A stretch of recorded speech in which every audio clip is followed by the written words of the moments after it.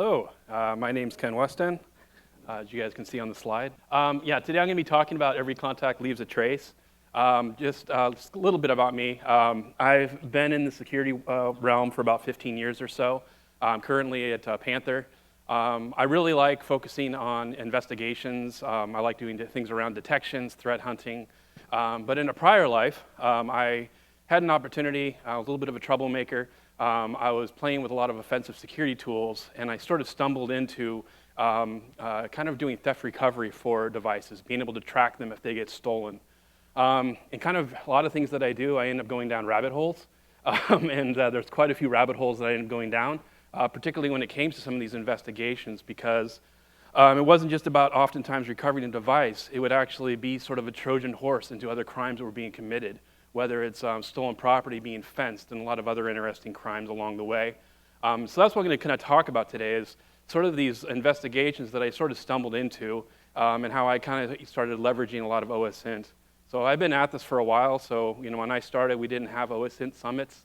So a lot of the things I figured out kind of on my own, or leaned on the community as well to sort of help me with some of these investigations. This is what I like to refer to as my wall of shame. Some of the faces are blurred out. These are photos I captured from devices of people that stole devices or committed other crimes. I also would use phones as well. There's some other technologies I developed that would allow me to track stolen devices, phones, things like that. So we're going to go through each of these different types of devices, sort of how these technologies evolved, and then how I had to kind of get really good at OSINT, because I don't know if you guys are aware of this, but sometimes law enforcement can be a little lazy, and they're not going to help you. You have to basically provide them stacks of evidence and basically give them a case, and then they're going to be able to respond. And sometimes you'll also see that I would also reach out to the media if I wasn't getting assistance from law enforcement. That also helped accelerate investigations. And we'll talk a little bit about that as well. I did a talk around this at DEF CON a while back, and if you ever want to become a dox target, get these sensationalistic headlines. You have a nice little target on your head. The first one, BBC, I'm a professional cyber stalker. I thought I was being funny when I named my talk. It was Confessions of a Professional Cyber Stalker, and they decided to take that literally. And I'm not smart like Mr. Robot. I'm a little weird like him, but that's about it. So kind of a lot of these investigations, I stumbled upon this when I was doing more security research, particularly reading books on forensics. And anyone know who this guy is?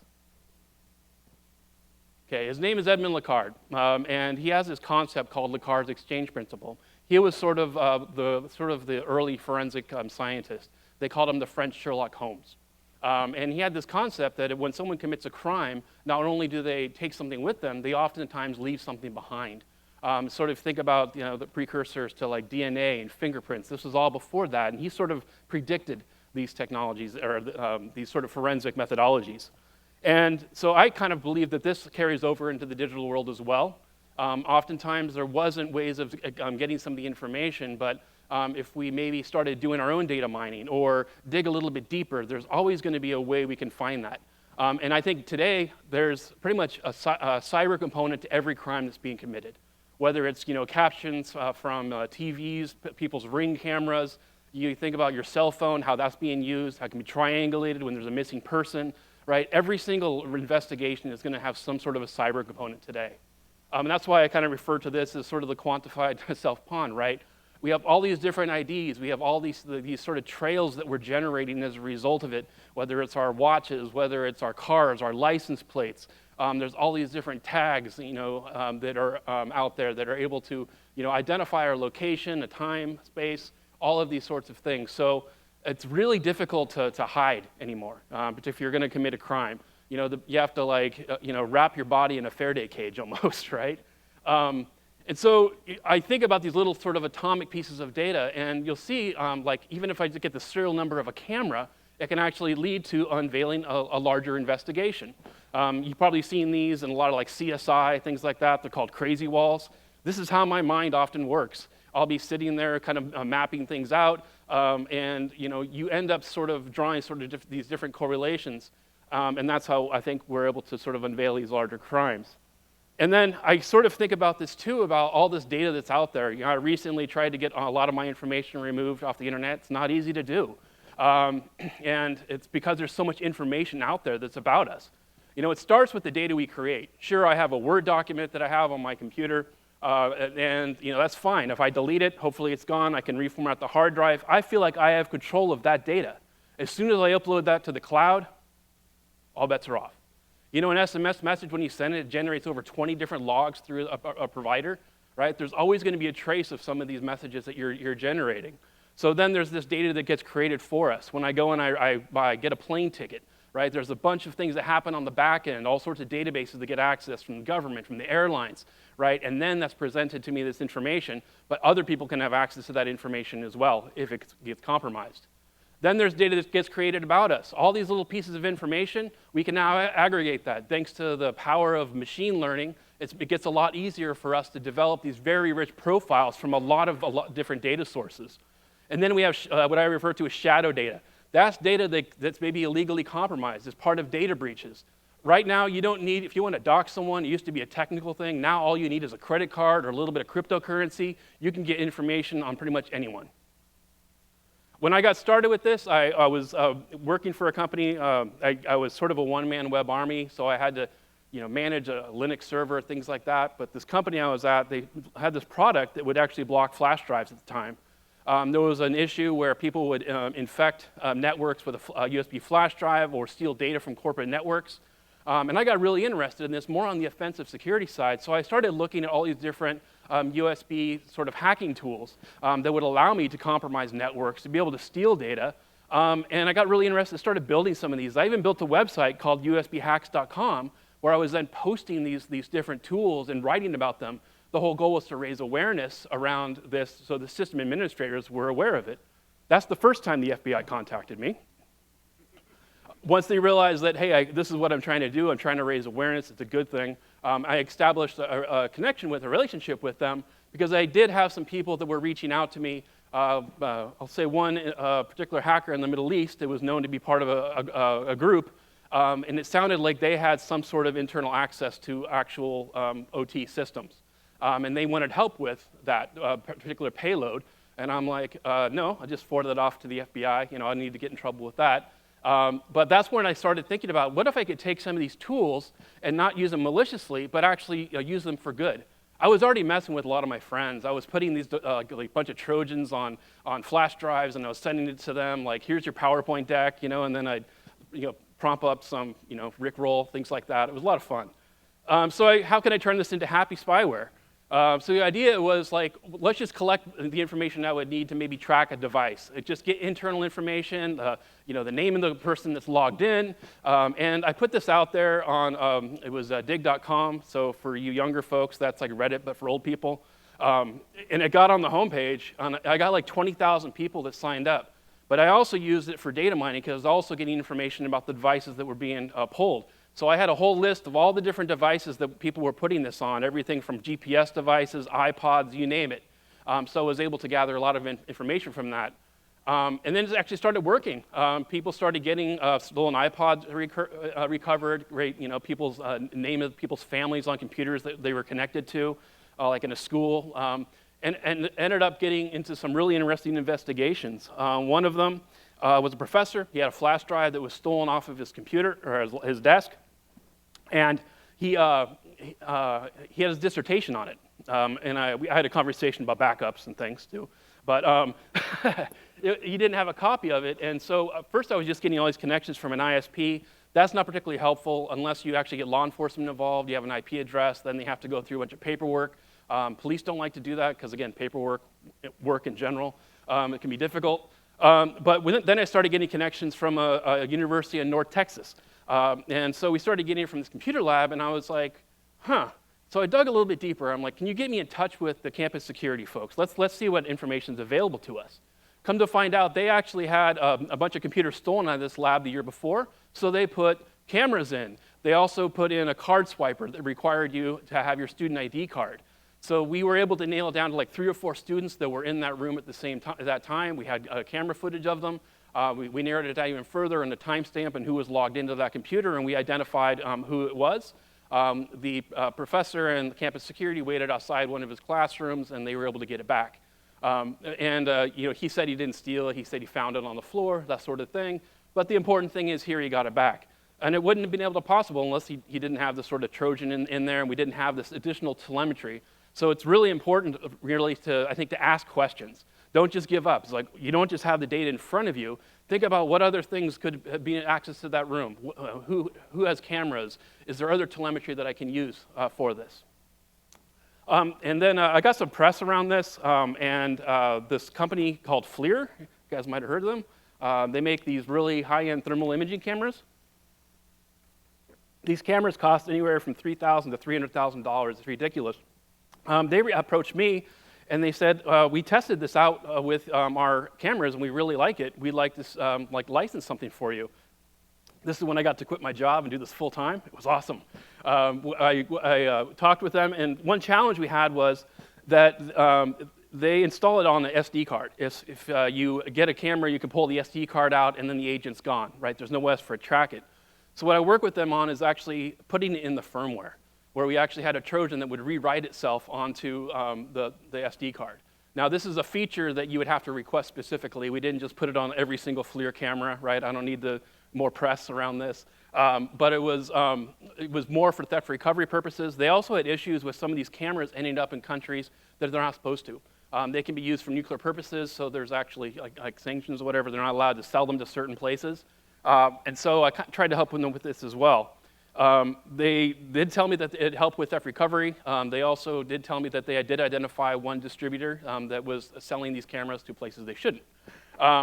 And that image of the cat, that's what I actually disguised the executable as. It's my cat, Nobby, back in the day. So the executable looked like a thermal image of a cat. So if you have a FLIR camera and it has a picture of a cat, it's probably me. So then I further down the rabbit hole, I was like, okay, this is fun, but what about laptops? Back when I started this, the first iPhone came out, and I was really intrigued. It doesn't have a GPS chip in it, and it's able to get location. How's that work? So I started digging into the technology, and I had a contract with Skyhook Wireless to actually try this with a Max, where the idea here was that if someone steals your computer, you could activate tracking. It'll activate the web camera on your computer. We'll also get location within 10 to 20 meters of accuracy of where that device is. And it was just an experiment to see if it would work, and it did. At the time, I just had it integrated with Flickr because I didn't want to have to manage the photos and all that stuff. That could be pretty difficult to secure. I also didn't want to have access to people's photos and things like that.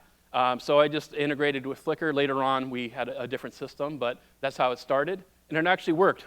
We got the first recovery I had was in New York. A person had their iMac stolen along with a bunch of camera equipment, and the police there, they got this information. They contacted me, and they're like, yeah, I know how this works. He's used to like the old way where you had to have the IP address, and you got to work with them on that. And he was like, I don't have time for this. And I'm like, no, this is different. It's within 10 to 20 meters, I tell you where that location is telling you, and the GPS coordinates. Just take the photo, print it out, ask around if anyone's seen that guy, and he said, don't tell me how to do my job. Okay, but he did it. And sure enough, they ended up getting this guy. He actually owned a tattoo parlor, and in the back of his office, that's where he had a bunch of stolen property. You see that there's mixers, keyboards, all kinds of other things here. They also found 3 or 4 other laptops, so I said we had like a 500% recovery rate, because not only were we recovering devices for people that were paying for the software, we also recovered it from a lot of other cases. And this really got me interested, again, more in we're actually unveiling larger crimes here, and it progressed even worse. In Portland, there is several Russian organized crime groups. One of them was targeting Portland schools. There's a group of them. What happened, they would go in and they'd steal a bunch of laptops from the schools. The school would replace them after 2 weeks. 2 weeks later, they would go back in and do it again. They think they had someone on the inside that was giving them information about this. So I worked at schools, and I said, let's put out some bait laptops. So we put them out on on a thing. We didn't even lock them up. Sure enough, within 2 weeks, they got stolen. We tracked them to this house in Vancouver. The police here told him 10 to 20 meters. He goes, he knocks on someone's door, and it was the guy that works on his roof. And he goes, Ken, you're wasting our time. You don't know what the hell you're doing. They got really mad at me. I don't take no for an answer, so I drove out there. I have my alpha like Wi-Fi thing. I'm sniffing the Wi-Fi networks to see if it was accurate. And one thing on the Wi-Fi network, it had this, the name of it was like Russian Pride, something or other. And then I got there and I parked and I look across the street, and next to that house, it was a duplex. There's a car there and it has this big like Russian Pride bumper sticker. So I called the detective. They went out there again. I was a little nervous about this one. They started telling me that these guys are sort of involved in Russian crime. And I go, don't worry about that guy. Like, he's just kind of a kid. He's just doing like low-level theft. It's the guy across the street you got to worry about. He just got out for manslaughter. It's his friend of his. And I'm like, oh, where my car's parked? Thanks. They went out there and they ended up getting 6 or 7 of them. I thought I was going to have to like testify too, and I started getting a little nervous about people in tracksuits. But they ended up getting them to think that they all turned on each other. So I was like totally free. They got them to all think that they ratted on each other. There were like 6 or 7 people that got busted as part of this. But we had another one. We had, this one, it didn't get connections for like 2 weeks. And I was like, great, they ripped out the hard drive, reformatted it, sold for parts. We're never going to see it again. But then all of a sudden, I started getting pings from Victor. And the nice thing about Victor is when he got the laptop, he changed the username to his full name. So that's really helpful. So I got a lot of information. I was getting photos from him like all over the place at car dealerships, doing weird things in hotels. I won't go into that. But he had like just all kinds of stuff he was doing. And I had to dig deeper into him. I found that he was a power seller on eBay. I found his MySpace profile. And he was really into cars. And so that was great too, because he uploaded photos of his car, so I had his license plate number. And this was a situation where we actually got this in Missouri. What happened was there's a group in Missouri and a group in Portland, and what they would do is they would meet halfway and they would swap stolen property. Because the first place you're going to look if your laptop is stolen is your local Craigslist. You're not going to go look in Missouri, right? That's how they were able to do this. And it was actually his father who gave him the stolen laptop for his birthday. Thanks for the criminal record, Dad. He sold that to his friend Omar along with the stolen bike. There's a whole case around this. But the district attorney said, even if he doesn't have the laptop, you provided enough evidence that we can bust him for stolen property. But also it unveiled this larger organized crime group and this sort of syndicate where they were actually fencing stolen property. We had another one too. This was a great one. This was a violent carjacking that happened in Brazil. This a veterinarian student, he had his laptop in the back. They were held at gunpoint, told to get out of this vehicle, and like they punched and beat the crap out of the driver. And they were really happy to see this because they were doing this multiple times. There was probably 6 or 7 different cases where they had been doing this. So again, this isn't always just about recovering stolen devices. We were able to solve a lot of other crimes along the way. Then I got into like, what can we do with smartphones? I found that people don't really care about the value of the phone itself. They care about the data. So built a mechanism so that we could upload photos, we could upload contact information, and you would do it in a way that you would put an encryption key on the phone, and then it would encrypt it, and then you'd have a blob that you could then download. Like I couldn't access your photos unless you gave me your encrypted PIN, which was great. So if law enforcement came to me, hey, I need this guy's photos and contacts, and here's your encrypted blob, go talk to them about getting the encryption key because I don't have it. We ended up selling this actually to a bunch of Sprint stores. I had a bunch of wireless carriers. There's a video here, but I'm not going to play it. But this was actually a surveillance camera that they captured when they stole like 4 or 5 different phones. We ended up tracking these guys, and we talked a lot about EXIF data. I think Andrew did about the helicopters. This is where I started getting into EXIF data because I was getting GPS pings every 30 minutes or so, but it wasn't very accurate because sometimes it would pull cached data. It was historical. But what I did find was that the photos that these guys took of themselves, which was really great, there was a lot of really valuable information in it. They had better GPS coordinates, so I knew specifically where they were. And also in one of the photos, they had a trip permit that we had on the back window, so we were able to leverage that as well. This one, it was another organized crime group. There was about 8 people that were involved. We also recovered a stolen car, so that was kind of cool. But this is where I got interested now in the EXIF data side of things. I started playing with it, and I found that a lot of the high-end cameras, they actually embed the make, model, and serial number of the camera. I'm like, well, this would be cool to recover stolen camera gear. Like if you identify photos that were taken after it was stolen, we could track it down. The problem was that there wasn't a way to search that type of information. I tried with Flickr. Sometimes you could get something, but it wasn't really easy. At that time, I had a friend. They had this startup. It was sort of like SETI at home, but you would sell your idle computer time to universities, things like that. And I'm like, I have an idea. I was trying to mine Flickr, like it was like this Python script, and I was like, okay, there's like 4 billion images. This is going to take me 30 years. But what we did was I had access to about 500 computers in different university computer labs. So I deployed the script, and so they all grabbed different sort of batches of images and ran this transform. And I was able to export all of the EXIF data from it around GPS coordinates, around the make, model, and serial number that took it. And I also ended up mining some other ones like 500, Panoromeo, and Twitter. Even though Twitter was scrubbing images the EXIF data from images you upload, it wasn't on profile pictures. So I was getting GPS coordinates from these like tiny little thumbnails. I was getting like GPS coordinates of people's houses and things like that. Don't worry, I didn't do anything malicious with it. I was just curious about if what information I could get from this. And it worked. So we actually had our first recovery. This was John Heller. He was on assignment for Getty Images, and he had his like $9,000 worth of camera equipment stolen from him. When he just like turned around, it was gone. Heard about this service I built, this database that I built. He did a search, and this is a year after it was stolen.